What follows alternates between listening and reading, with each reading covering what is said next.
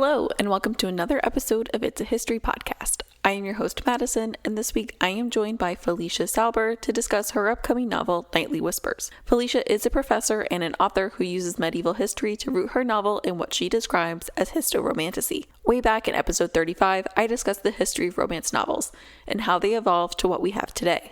In this episode, through this conversation with Felicia, we look at how she has rooted her story in poems from the Arthurian time and how she has used these poems to shape her telling of the classic story of King Arthur, Guinevere, and Lancelot, furthering the evolution of the romantasy novels I have discussed prior to include this historically rooted subgenre. In this episode, there is direct discussion of sexuality and other topics of a more explicit nature. That said, this was a wonderful conversation, and I am so glad to have you guys listen in. With that, let's get right into the conversation.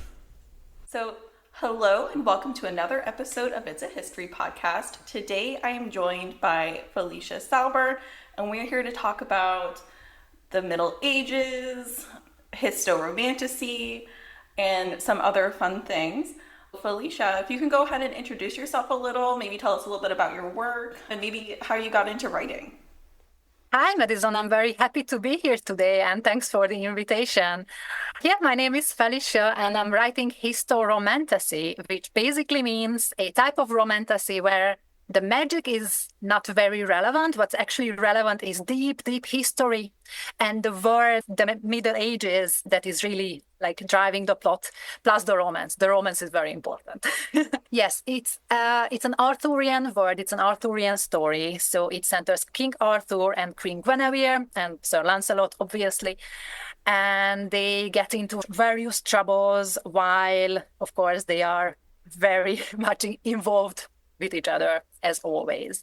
And the novelty in this is that it's not magical, however, it's still enchanted in the sense that it's an alternative history. Women hold power. Women are not second-class citizens. They are not relegated to towers. They are not just damsels in distress. They are really agents of their own future and their own fate. I really enjoy reading books where women have more of a leading role and they're not just side characters or someone who is just always needing help, but they are able to build their own. So how did you get into writing this? What sparked your inspiration?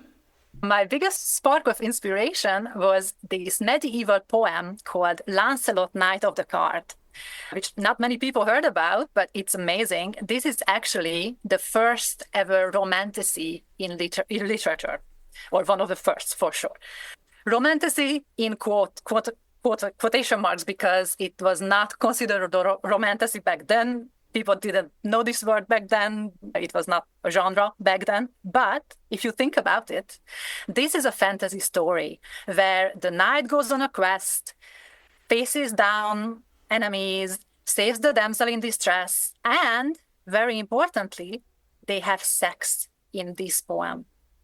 And that's super interesting because back in the Middle Ages, Europe was very Christian and very puritanic. So it was not possible to write about sex in a poem, not even in a popular type of poem like this. So the rest of the history from this age, from the 12th century, are completely pure and chastised. Like the knight is always in love with the lady, but they never, it's a very pure love. It's chastised. They could never imagine touching each other. It's not about that, right? Mm-hmm. But in that one story, in that one poem, they actually do it.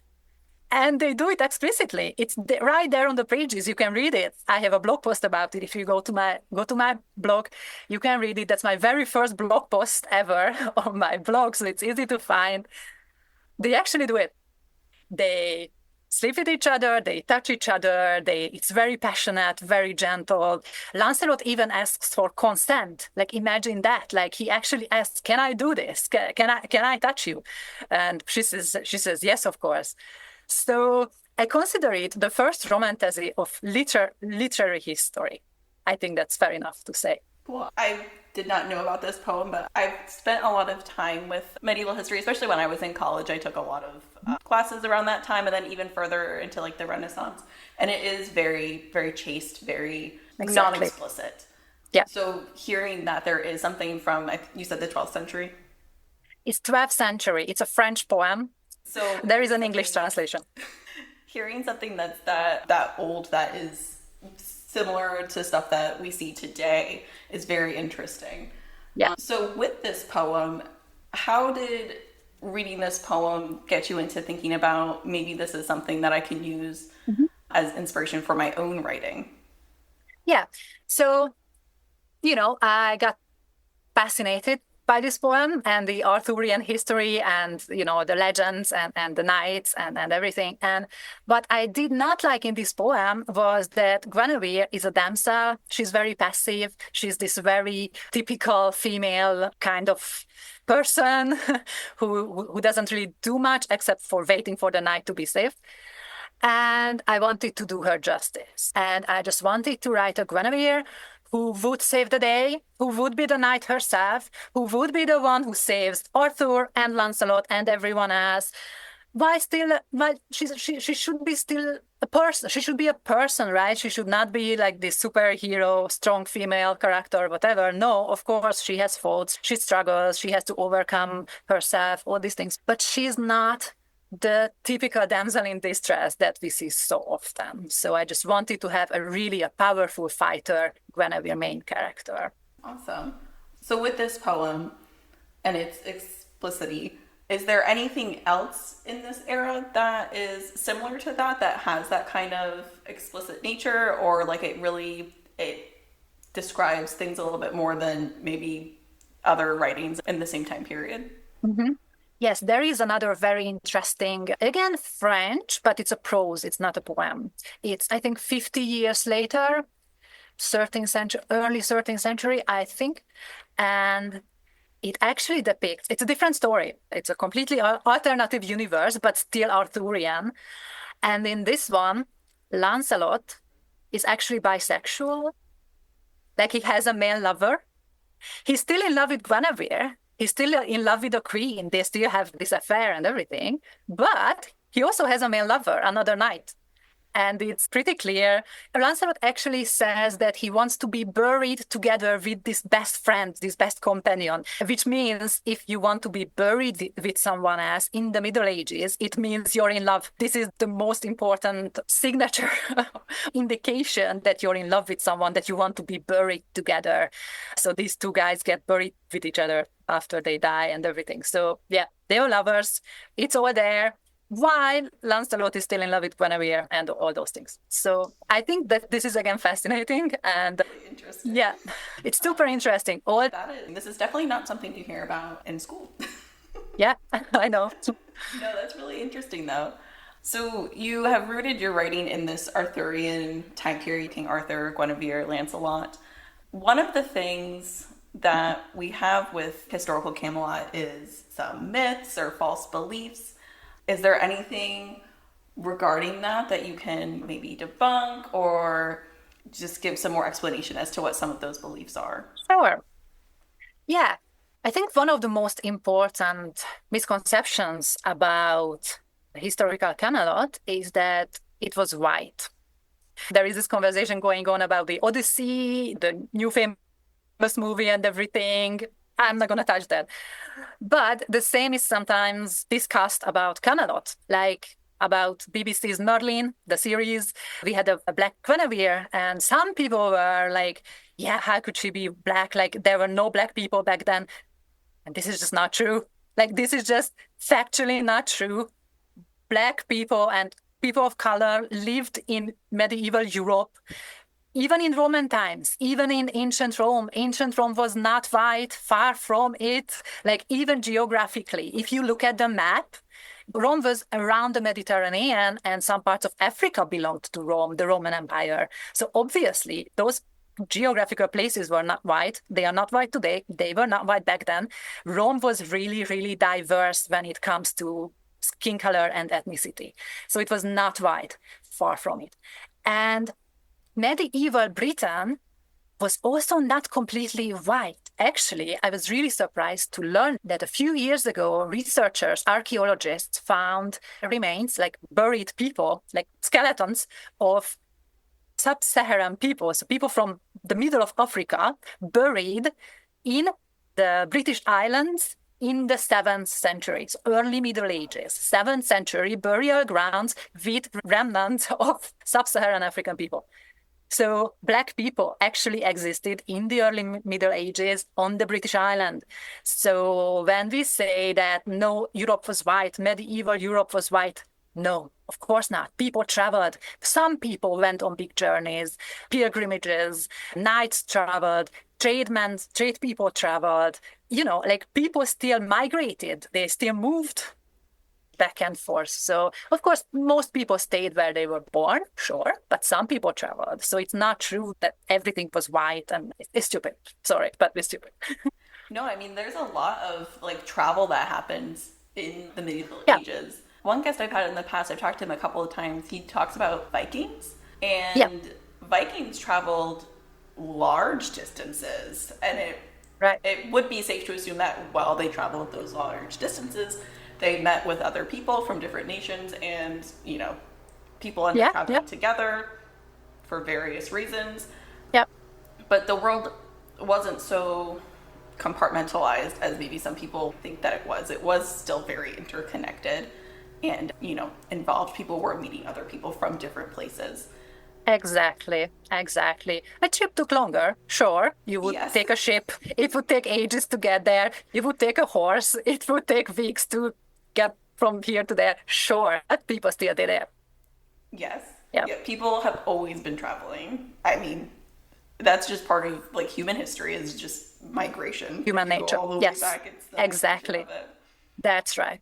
And also, another very interesting fact here is that Arthurian literature was never white, because those early medieval poems that we just discussed, some of them actually have people of color, like knights of color, queens of color in them. Those people are actually part of the history of Arthurian literature. I have a blog post about that as well, where I discuss all these various people of color in Arthurian literature, various knights, their stories, their quests. It's fascinating. So, That's so interesting. Side note. I always love finding out new tidbits of like history that you think you know, but like there's always more to learn about it. Are there any other myths or misbeliefs from this time period that you want? Yeah, so there is another very interesting fact, historical fact, that was recently published, is about ancient Celts on the British Islands. So it seems that these people were not necessarily patriarchal, meaning that archaeologists and geneticists took the bones and did the DNA tests and everything, and it seems like ancient Celts had a so-called matrilineal culture, which means that it was not the woman who traveled, who moved to be with their husbands, but the other way around. It was the man who actually came to the community as newcomers to wed a wife, which means that it couldn't be the same kind of patriarchal culture as we typically associate with the Middle Ages. Why? Because if it's the man who comes as a newcomer to the family, to the extended family, he is in a much more vulnerable position. If it's the woman who is used as currency, as in the typical medieval image that we have, then she's the new person, she doesn't know anyone, she's really weak in that new social environment. But this is not how ancient Celts organized their social life. They actually had the man travel to have a wife. They had the man settle down with a new family of the wife, which means that they were much less powerful. So it was not a typical patriarchal culture where the father would give away the hand of the maid to another guy as an exchange. No, it was not that. It was something else. We don't know how exactly this society functioned. We can guess. We really don't know. All we have is the DNA studies, the archaeological studies. But it was not patriarchal. It was not the kind of thing that we have in mind when we think about the Middle Ages. And I think that this is fascinating, because this means that we can come up with a matriarchal Middle Age, a matriarchal feudalism, Feudalism is this medieval structure of the kings and queens and knights and vassals and all these treaties. So we can come up with an alternative history, and that's what I did in my book, right? An alternative historical universe where we have a matriarchal feudalism with powerful queens ruling the kingdom and the knights serving them and no damsels in distress, for sure. Like, it's a completely different kind of world.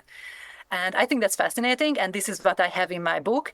I'm not saying this is historically accurate because I don't know how ancient Celts actually lived their lives. I was not there. I cannot know. No one knows.